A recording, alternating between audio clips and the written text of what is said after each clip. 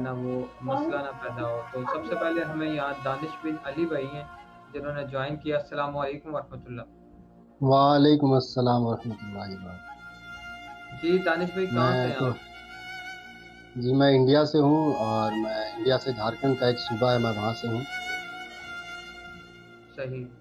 اچھا یہ بتائیں کتنی عمر ہے آپ کی اور کیا کام کرتے ہیں آپ؟ جی میں 20 سال عمر ہے، اور میں ٹیلرنگ ماسٹر ہوں، اور پڑھائی بھی کرتا ہوں، بی آنرس کر رہا ہوں، میں ابھی لاسٹ ایئر میں ہوں میں. اچھا ماشاء اللہ. تو کس فرقے سے تعلق تھا آپ کا دانش بھائی پہلے؟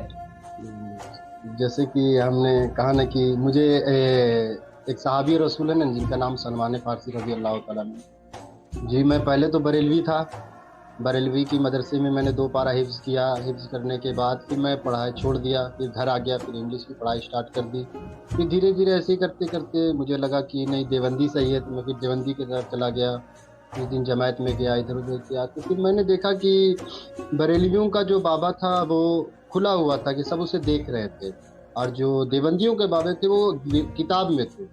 میں نے دیکھا کہ یہ بھی وہی کام کر رہے ہیں، یہ بھی وہی کام، یہ بھی کہانیاں سناتے ہیں، عصر کے بعد فضائل اعمال لے کے بیٹھتے تو کہانیاں سناتے ہیں، اور ان کی بھی کہانیاں ہیں. پھر میں اہل حدیث کی طرف چلا گیا، تو اسی طرح کرتے کرتے کرتے کرتے میں نے پھر 2015 میں ایک حدیث میرے سامنے آئی کہ وہ علی حدیث ہے نا کہ 72 فرقے ہوں گے جس میں سے ایک ہی حق پر ہوگا.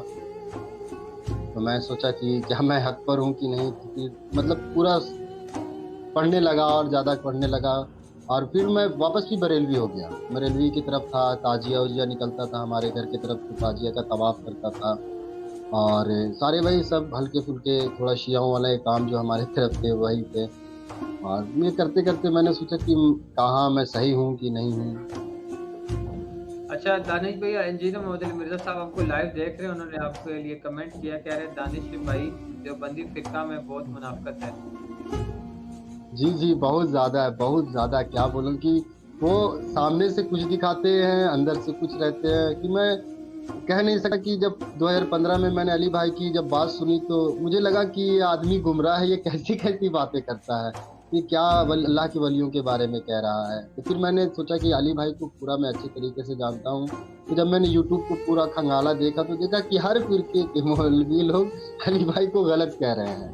تو پھر میں نے علی بھائی کے صحیح. فیکٹس کو چیک کرنے لگا. تو علی بھائی کی سب سے پہلے میں نے فیکٹ وہ والی چیک کی جو صحابی رسول تھے دو، جن کو اللہ کے نبی صلی اللہ علیہ وسلم نے پہراداری کے لیے رات میں رکھا تھا. تو ایک کو تیر لگ گیا تھا جی اور جی. وہ خون نکلنے لگا، انہوں نے تب بھی نماز کو اسی طرح جاری رکھا. تو علی بھائی نے کہا کہ دیکھیے فضائل اعمال میں ایک پا ہے جس کو فائدہ کہتے ہیں، علی بھائی فساد کہتے ہیں. تو علی بھائی نے کہنے لگا کہ دیکھو اس میں سے امام مالک کا کال لینے لگے وہ. تو میں نے کہا کہ ذرا اس آدمی کو چیک کرتا ہوں کہ یہ صحیح کہہ رہا ہے کہ نہیں. پھر میں نے جب دیکھا کہ علی بھائی ایک دم صحیح کہہ رہے ہیں، یہ بات صحیح ہے، تو میں نے پھر 2015 سے علی بھائی کو سننا اسٹارٹ ہو گیا. پھر دھیرے دھیرے میں نے سوچا کہ کیا دعوت کا کام میں کیسے پھیلاؤں علی بھائی کی باتوں کو. تو اچھا سب یہ سے پہلے بتائیں میں نے آپ اپنے ماشاء اللہ نماز جو ہے وہ رفع الیدین سے ہی پڑھ رہے ہیں سنت کے مطابق؟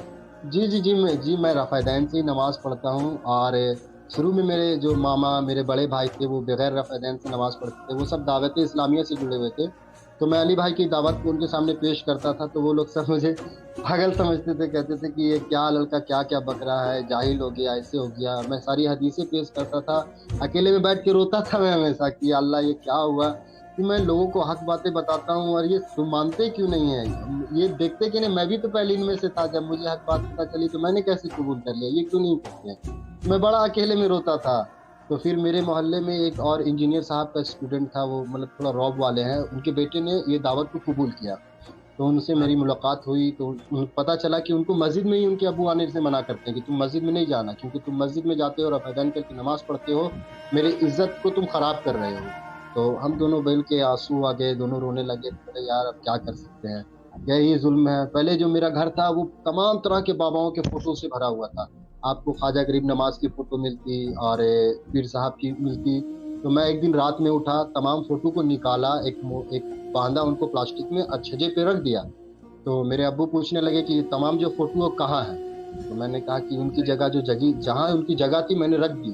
تو میرے ابو چائے پی رہے تھے، پورا گرم چائے میرے منہ پہ مارتے، پورا میرا منہ جلنے لگا اچھا اس دن. اچھا دانش بھائی، اس کے علاوہ بھی آپ کوئی سوشل میڈیا پہ بھی دعوت تبلیغ کے حوالے سے محنت کر رہے ہیں آپ؟ जी, मैं मेहनत कर रहा हूँ। इंशाल्लाह मैं बहुत जल्द मैं एक बुक भी लिख रहा हूँ कि मैं मुसलमान कैसे हुआ। ये बुक भी लिख रहा हूँ एक। और इंशाल्लाह मैं बहुत जल्द एक यूट्यूब चैनल स्टार्ट करने वाला हूँ जिसमें मैं उलमाओं का इंटरव्यू लूँगा उसमें, जिस तरह से आप कैसे ले रहे हैं उसी तरह मैं उनसे इंटरव्यू लूँगा कि ये हुक्म ये गलत है, ये आप कैसे सही करेंगे, तमाम तरह का सवालात को इंशाल्लाह करूँगा। मेरे मामा हैं जो मेरा साथ देंगे, उनका नाम है, वो भी अली भाई से काफ़ी मोहब्बत करते हैं, पहले दावत इस्लामिया से जुड़े हुए थे। तो मैं जब अपने नानी घर गया तो एक बार मैंने वहाँ उस मजलिस में बैठा दावत इस्लामिया का। अल्लाह का करम ऐसा हुआ कि वो एक जो दावत इस्लामिया का जो वहाँ उलमा था, वो जो दावत कहानियाँ बता रहे थे, तो जो पूरा बताने के बाद जब वो शांत हो गए, तो मैंने जब सवाल पूछा तो वो जवाब ही नहीं दे पा रहे थे। जवाब नहीं दे पाए और उसके बाद अल्लाह का करम ऐसा हुआ कि संडे को मजलिस होती थी वहाँ। जब से मैं वहाँ गया, जब से मैं वहाँ मजलिस ही बंद हो गई। अब वो मेरे मामा लोग वहाँ मजलिस कराने ही नहीं खोजते हैं, बोलते हैं कि नहीं दावत इस्लामिया लोग यहाँ सिर्फ कहानी करते हैं। फिर मेरे मामा लोग ने दावत को कबूल किया।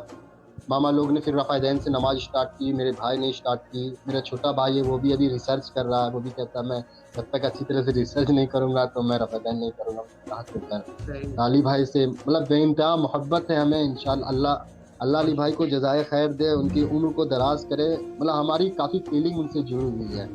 और मैं मतलब बड़ा मोहब्बत मेरे मामा, मेरे बड़े भाई, मेरे सारे घर वाले, मैंने सबसे पहले दीन का जो दावत है मैंने अपने घर से स्टार्ट किया। कि पहले मैंने अपने घर में सबको, मेरे घर में जो फातिया होते थे, कुंडा-वुंडा ये सारा बंद करवाया।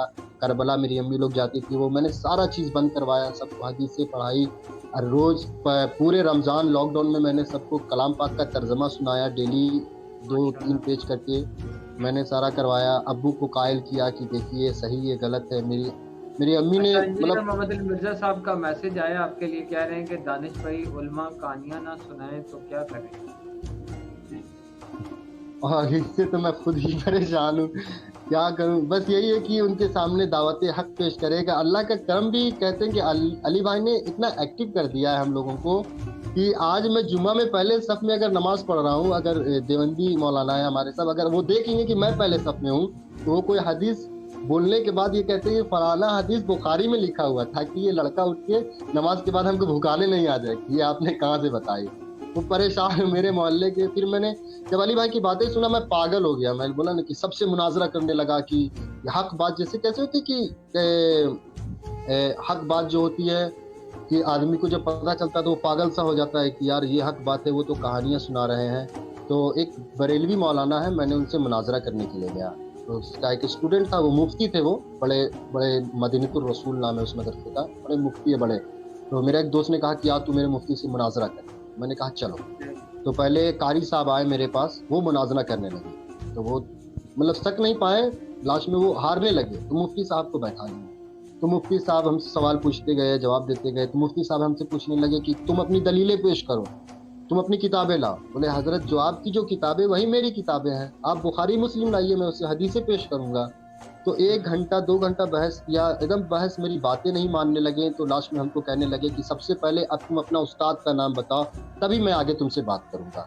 मैंने कहा कि मैं अच्छा। आपसे बातें कर रहा हूँ, आप हमसे बातें कर रहे हैं ना, मेरे उस्ताद का नाम आप क्यों जानना चाहते हैं? मतलब वो मेरे से शक नहीं रहे थे ना कि मैं जो हाँ, सवाल करता हूँ लड़का जवाब दे रहा है तुरंत, तो शक नहीं पा रहे हैं हमसे। तो बोले कि तुम पहले अपना उस्ताद का नाम बताओ। तो हमें पता था कि मैं अली भाई का नाम लिया और ये हमें गुस्ताखे रसूल मुर्तद करके भगा देना है हमको। तो हमने कहा बिल्कुल। कि आप मुझसे बहस करें। तो वो उन्होंने कसम खा लिया। उन्होंने कहा कि जब तक तुम अपना उस्ताद का नाम नहीं बताओगे, मैं तुमसे बात नहीं करूँगा। तो मैंने कहा कि हज़रत मेरे उस्ताद का नाम है इंजीनियर मोहम्मद अली मिर्ज़ा। वो एकदम गुस्सा हो गए, बोले उस मरदूद का तुम स्टूडेंट हो और तुम मुझसे बहस करने के लिए आए हो? मरदूद ऐसे किया, मेरे हाथ को पकड़ा और मदरसे से मतलब बाहर निकाल दिया हमको। और अपनी मतलब होता है ना कि अपने रूम में ले गए और मुझे काफ़ी बेइज्जती किया वहाँ। और कहने लगे कि ये सारी बुक देख रहे हो तुम? इसको पढ़कर मैं मुफ्ती बना हूँ और तुम कल का लड़का हमको आके बोलता है, ये सवाल पूछता है। तो नहीं, वो मैंने उनको मुफ्ती हैं एंटी तो वेनम जवाब जवाब दें ना, जवाब देते हैं ना आपको, बाहर निकालने से बेहतर था नहीं कि ना, तो बेइज्जती का उनकी तो जवाब देते। उनका काम तो बेइज्जती करना था ना। तो उन्होंने कहा कि ये सारा किताब पढ़कर मैं मुफ्ती बना हूँ और तुम 2-4 बातें जानकर मुझसे बहस करने के लिए आए हो। तो हमने कहा कि हज़रत इतनी सारी बात पढ़ने के बाद भी, इतनी सारी बुक पढ़ने के बाद भी आपको हिदायत नहीं मिली। आप भी हुँ। अब अभी तक कहानियाँ सुनाते हैं। तो हमें धक्का मार के निकाला है, बोला कि भेजो इस काफ़िर को, दोबारा ही मेरे मदरसे में दिखना नहीं चाहिए। तो मैं अच्छा। काफ़ी वहाँ रोने लगा, मतलब बेइज़्ज़ती फ़ील होने लगी मुझे कि यार ये मैंने तो हक़ की बात कही। मेरा जो दोस्त था वो तो डर के बाथरूम में छिप गया। कि कहीं मुफ्ती साहब हमको ना बुलाएं कि यहाँ पर क्यों आए। अच्छा दानिश भाई, अली भाई का मैसेज आया, कह रहे हैं कि अब क़यामत तक कोई आलिम आपका मुकाबला नहीं कर सकता इंशाअल्लाह। जी जी, अब तो मुकाबला